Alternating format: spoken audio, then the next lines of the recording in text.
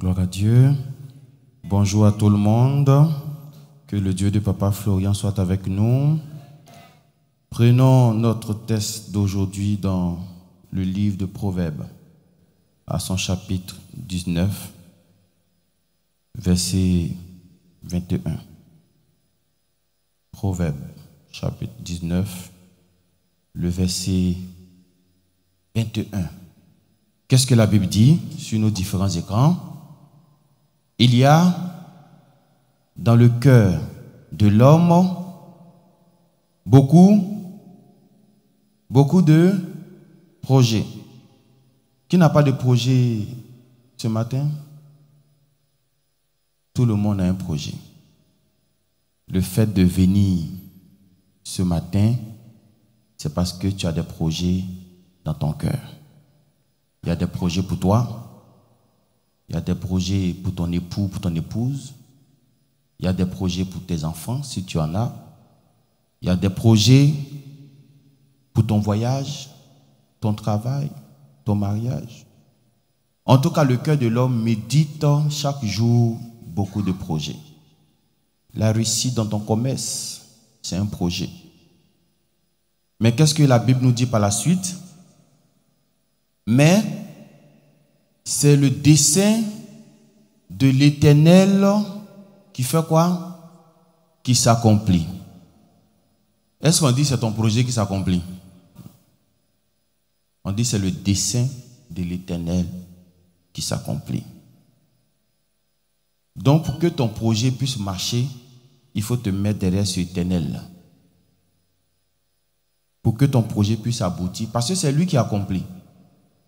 Même si tu as de l'intelligence, même si tu as le savoir, même si tu as des connaissances, même si tu as tes relations, même si tu as des millions, la Bible dit, c'est le dessein de l'Éternel qui s'accomplit. Je pense que vous connaissez déjà des personnes qui ont eu des millions dans leur vie, mais qui n'ont pas pu se soigner. Ces personnes pouvaient se soigner dans n'importe quelle clinique de la terre. Ces personnes-là pouvaient aller d'un monde à un autre monde en une fraction de seconde parce qu'il y a l'argent. Mais hélas, c'est Dieu qui décide. Et ce Dieu qui décide est dans cette salle aujourd'hui. Il est dans cette salle. Il est près de toi. Tout ce que nous avons à faire, parce que une chose, c'est d'avoir des projets, mais une seconde, c'est comment tu vas faire pour porter ces projets auprès de Dieu. Parce que ce n'est pas partout où tu vas partir, puis ces projets-là vont être dans les oreilles de Dieu. Ce n'est pas partout où tu vas partir, et puis Dieu va entendre ces projets-là. Au moins ici, Dieu te fait la grâce d'entendre tous les projets que tu vas lui proposer. Maintenant, c'est à lui que revient le dernier mot. Mais si tu crois dans ton cœur, si tu mets dans ton cœur que rien n'est impossible à lui, ça veut dire que ton projet là n'est pas grand devant lui. Est-ce qu'on se comprend? Tu mets dans ton cœur que ce que je lui demande là, il peut faire.